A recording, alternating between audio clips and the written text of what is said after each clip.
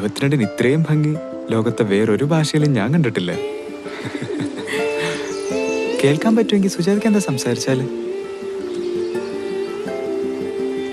സുജാത സംസാരിക്കും. അബൂബ പറയാറുള്ള ആ ഞാവൽമരമില്ലേ, അത് കാക്കുന്ന കാലത്ത്.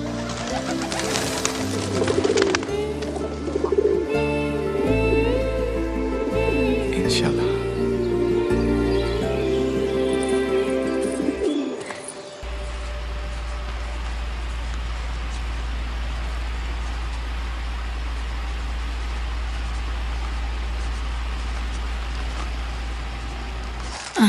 ബുക്കൊന്ന് മാറ്റ. ഇത് വേണോ?